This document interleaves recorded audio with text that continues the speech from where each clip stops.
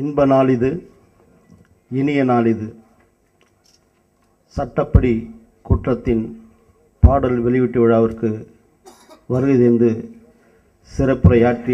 சிறப்புரையாற்றவிருக்கும் மேடையில் அமர்ந்திருக்கும் கலைச்சிற்பிகளே, என் அகமாலும் தமிழ் போராளி புறநானூற்று புலிப்போட்டு தம்பி சீமானவர்களே, பத்திரிகை நண்பர்களே, தொலைக்காட்சி தோழர்களே, விழாவில் பங்கு கொள்ள வந்திருக்கும் நண்பர்களே, உங்கள் அனைவருக்கும் என் பணிவான காலை தமிழ் வணக்கத்தினை மகிழ்வோடு தெரிவித்துக் கொள்கின்றேன். புதிய உலகம் படைத்திட ஒரு புறநானூற்று தாய் ஈண்டெடுத்த சகோதரர் எஸ்.ஏ. சந்திரசேகர். ஆம், புரட்சி இயக்குனர் என்ற பெயருக்கு ஒரு கந்தக உலகத்துக்கு நம்மை அழைத்து சென்றிருக்கிறார். ஆம், எப்படி சட்டம் ஒரு இருட்டறை, நீதிக்கு தண்டனை தந்தவர் சட்டப்படி குற்றத்தை தந்திருக்கிறார். வரவேற்புரையாளர் சொன்னது போல் 6 பேர் பலி கொடுத்தால் 1000 பேர் புலியாவோம் என்று சொன்னார்களே. ஆம், விழ விழ எழுவோம், விழ விழ எழுவோம், ஒன்று விழ 9 எழுவோம் என்ற காசி ஆனந்தனாரின் வரிகள் இந்த படத்திற்கு உரமாக அமைகின்றன. உண்மையிலேயே புரட்சி இயக்குனரின் கருத்துக்கள் இந்த படத்தில் ஆழமாக தமிழக மக்களுக்கு பதியம் போட்டு தரும் அளவுக்கு சட்டப்படி குற்றம் நாகரிகமாக நல்ல முறையில் சாடி ஒரு புதிய உலகுக்கு இந்த தமிழகத்தை அழைத்து செல்ல அவர் இந்த படத்திற்கு பதியம் போட்டு தந்திருக்கிறார். இந்த படத்தை பார்த்தவுடன் எனக்கு என்ன சொல்வதென்றே தெரியவில்லை. படம் முடித்துவிட்டு தனியாக அழைத்து சென்றேன்.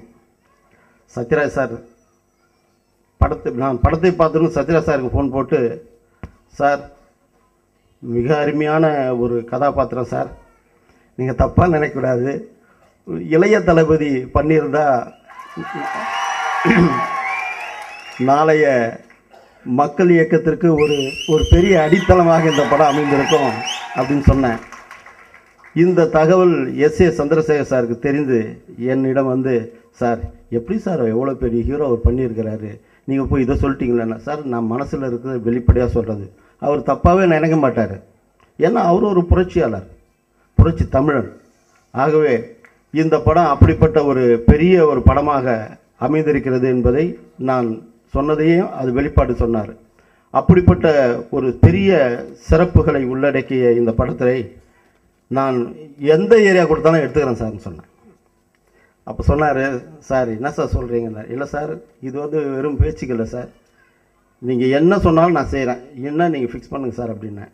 சார் நான் சொல்கிறேன் சார்ன்ட்டு அவர் போயிட்டார். மறுநாள் காலையில் நான் ஃபோன் பண்ணி, சார் எங்கே இருக்கிறீங்க? ஆஃபீஸில் தான் சார் இருக்கிறேன்னாரு. போனால் ஆஃபீஸில் இல்லை. ஒரு 10 நிமிஷம் வெயிட் பண்ணால் அதுக்குள்ளே அவருக்கு அவங்க தகவல் தெரிஞ்சு உடனே புறப்பட்டு வந்தார். செக்கை கொடுத்து, நீங்கள் எந்த ஏரியா கொடுத்தாலும் எடுத்துக்கிறேன், என்ன ஃபிக்ஸ் பண்ணுங்கன்னார். நல்ல முறையில் ஒரு நியாயமான ஒரு எம்ஜியை கொடுத்தார்.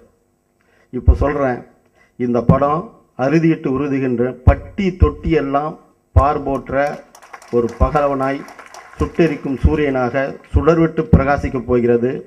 இந்த படத்தில் வரக்கூடிய ஒட்டுமொத்த லாபத்தையும் அவருடைய மக்கள் இயக்கத்துக்கு தருகிறேன் என்று சொல்லி விடைபெறுகிறேன். நன்றி, வணக்கம். மேடையில் அமர்ந்திருக்கின்ற கலையுலக சகோதரர்களே, வருகை தந்திருக்கின்றவர்களே, குருவும் சிஷ்யனும் இருக்கின்ற மேடை என்று சொன்னார். நான் அதை இன்னொரு கோணத்தில் பார்க்கிறேன். நான் எம்ஜிஆர் அவர்களால் அறிமுகப்படுத்தப்பட்டவன்.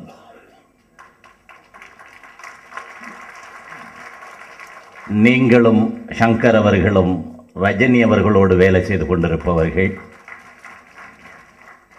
அடுத்த தலைமுறைக்கு தலைமை தாங்க தயாராகி கொண்டிருக்கின்ற இளைய தளபதியை பெற்றிருக்கின்ற உங்களுக்கு நான் நன்றி சொல்ல கடமைப்பட்டிருக்கின்றேன்.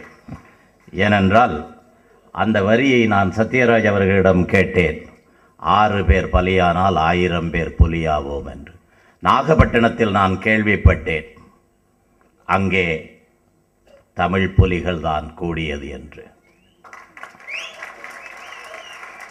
நான் புலி என்று சொன்னவுடன் நீங்கள் நாடு கடந்து போய்விட வேண்டிய அவசியம் இல்லை. ஒரு தமிழன் புலியாகவோ சிங்கமாவோ இருப்பதுதான் அவனுடைய பிறப்பின் உரிமை. அதுதான் அவனுடைய இரத்தத்தில் இருப்பது. ஆகவே புலி என்று சொல்வதற்கோ சிங்கம் என்று சொல்வதற்கோ நாம் அஞ்ச வேண்டிய எந்த விதமான காரணமும் கிடையாது.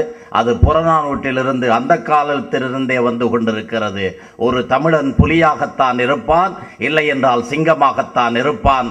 அப்படி இல்லை என்றால் அவன் பிறப்பிலே சந்தேகம் இருக்கிறது என்றுதான் அர்த்தம். ஒருவன் எவ்வளவு பணக்காரன் என்று பார்க்க வேண்டுமானால் வீட்டிலே இருக்கின்ற பெட்டியிலே இருக்கின்ற நோட்டுகளை எண்ணி பார்க்க வேண்டிய அவசியம் இல்லை.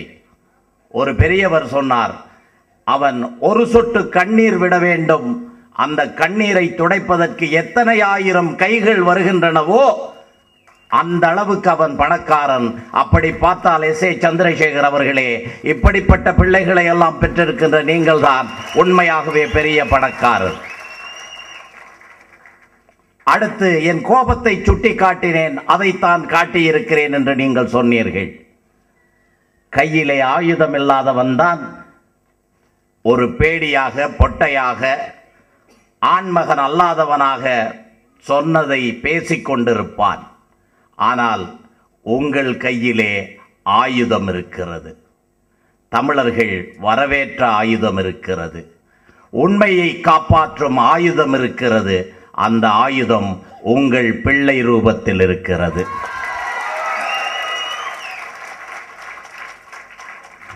நான் ஏன் இதை சொல்லுகிறேன் என்றால், பேரறிஞர் அண்ணா அவர்கள் எழுதிய போது நாட்டினுடைய வரலாறு புரட்டி போடப்பட்டது.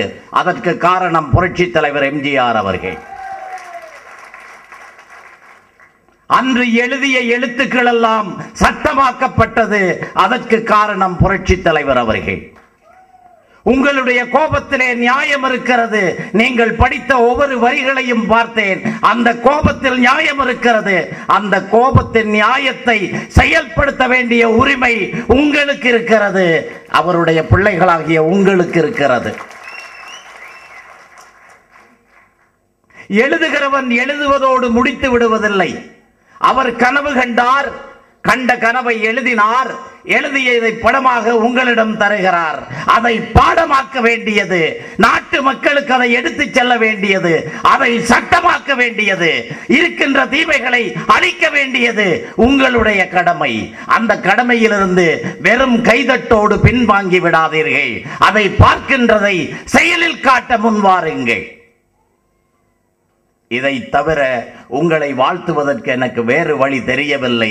கோபம் நியாயமாக இருப்பதனால் தான் சட்டம் ஒரு இருட்டறை என்று சொன்னவர் இன்று சட்டப்படி குற்றம் என்று சொல்லுகிறார். மாறுதலை கவனித்து பாருங்கள். சட்டம் ஒரு இருட்டறை என்று சொன்னார். அண்ணா அவர்கள் சொன்னார்கள், சட்டம் ஒரு இருட்டறை, அதில் வக்கீலின் வாதம் தான் விளக்கு என்று சொன்னார்கள். ஆனால் இப்போது சொல்கிறார் சந்திரசேகர், சட்டப்படி குற்றம் என்கிறார். சட்டப்படி குற்றமாக இருந்தால் சட்டம் ஒரு இருட்டறை என்பதை மாறுபட்டு வேறு கருத்தில் சொல்ல வருகிறார் என்ற அர்த்தம். அவருடைய 40 ஆண்டு வாழ்க்கையில் அவர் அனுபவத்தில் கண்டிருக்கிறார் ஏதோ குற்றங்கள் நடக்கின்றன என்று. அந்த கோபத்தின் வெளிப்பாடுதான் இது. கோபத்தின் வெளிப்பாட்டை எழுத்தாளன் சொல்லுவான். ஆனால் எடுத்து நடத்தி செய்ய வேண்டியது யார் என்பதை நீங்கள் அறிவீர்கள். உங்களுக்கு மக்கள் இயக்கத்துக்கு தலைவராக இருப்பவர் அறிவார். அவர்கள் நீங்கள் செய்ய வேண்டும் என்று கேட்டு விடைபெறுகிறேன். நன்றி, வணக்கம். எல்லாருக்கும் வணக்கம். இந்த படத்தில் டைரக்டர் எஸ்.ஏ. சார் சொன்ன மாதிரி நான் இந்த படத்தில் ஒர்க் பண்ணேன்.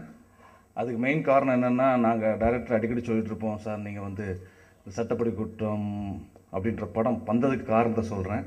அதை சட்டம் ஒரு இருட்டறை, நீதிக்கு தண்டனை, இந்த மாதிரி படங்கள் பண்ணுங்கள் சார், ரொம்ப நாள் ஆச்சு சார் சொல்லிகிட்டே இருப்பேன். ஒரு நாள் என்னை கூப்பிட்டு விட்டுருந்தாரு. நான் போயிருந்தேன்.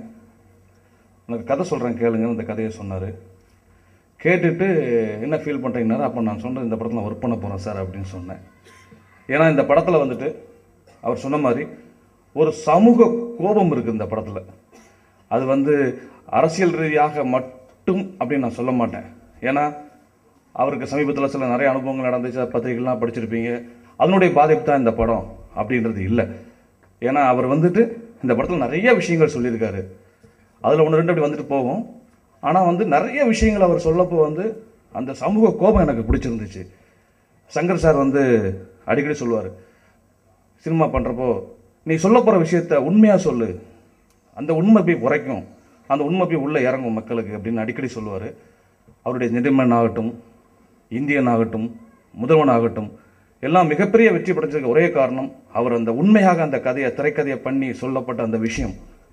அப்படி தான் இந்த சட்டப்படி குற்றத்தில் எஸ்ஏசி சார் உண்மையான கோபத்தை உண்மையாக சொல்லியிருக்கிறாரு.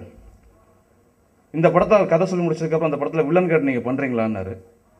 எனக்கு என்ன, நான் கதை கேட்டு நல்லா இருக்குன்னு சொன்னதப்போ உடனே வில்லனாக பண்ணுறேன், எனக்கு ஜெர்க்காக இருந்துச்சு. சரிங்க சார் பண்ணுறேன் அப்படின்னு சொல்கிறப்ப நீங்கள் மீசியெல்லாம் எடுக்கணும் அப்படின்னாரு. சரிங்க சார் எடுக்கிறேன் அப்படின்னேன்.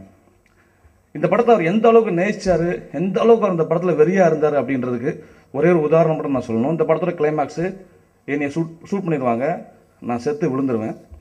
அந்த செத்து விழுறப்போ ஒரு ஷாட் வந்து ஒரு பெல்ட்டி அடிக்கணும்னு நிறைய பெல்ட்டினா குட்டிக்கரணம். எனக்கு இந்த உடம்பு வச்சுட்டு குட்டிக்கரணமானோடனே கொஞ்சம் ஷாக்காக இருந்துச்சு. அப்படியே மரல நின்றுட்டு இருந்தேன். மெதுவாக அங்கே அந்த படத்தோடைய அசோசியேட் ரமேஷை கூப்பிட்டு, கண்டிப்பாக பெல்ட் அடிக்கணுமா, டேரக்டர் வேறமா எடுக்க சொல்லாமல் அப்படிங்கும்போது டேரக்டர் பக்கத்தில் வந்தார். சார் பெல்ட் அடிக்கணுமான்னு. என்ன சார்னாரு. இல்லை சார் கொஞ்சம் மேடாக இருக்குது, குட்டிக்காரன் கழுத்து எதாவது 1000 பயமாக இருக்குது. நான் பண்ணட்டுமா சார் அப்படின்னாரு. எனக்கு ஜெர்க்கு, இந்த சார் இப்படின்னு எனக்கு கொஞ்சம் பண்ணி காமிச்சிருங்க சார்ன்ட்டேன். ஒரு 3 தடவை குட்டிக்காரன் போட்டாருங்க. அந்த ஏஜுக்கு சார் அப்படி போடுற குட்டிக்காரனை பார்த்து எனக்கு, நான் அப்புறம் 2 தடவை குட்டிக்காரனை போட்டேன்.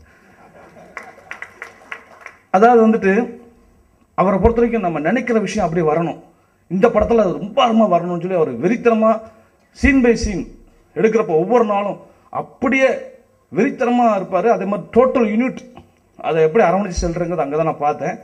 கேமராமேன் ஆஞ்சநேயலு, டைரக்டர் பிரபாகர், அவருடைய அசிஸ்டன்ஸு, எல்லாத்தையும் எல்லா விஷயத்தையுமே கேட்டுக்கிட்டு இருப்பார்.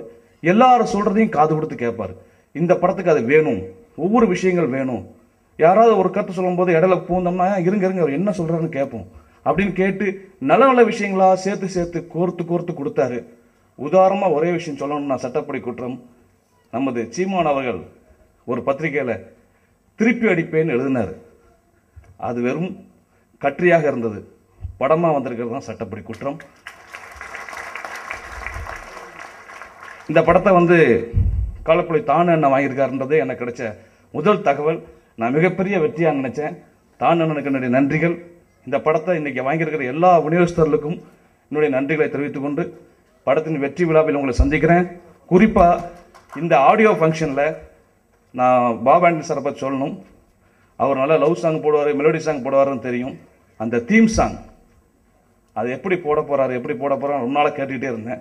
இன்னைக்கு நான் பார்த்தேன், ரொம்ப நல்லா இருந்தது சார். வாழ்த்துக்கள். மீண்டும் வெற்றிகள் சந்திக்கிறேன். வணக்கம்.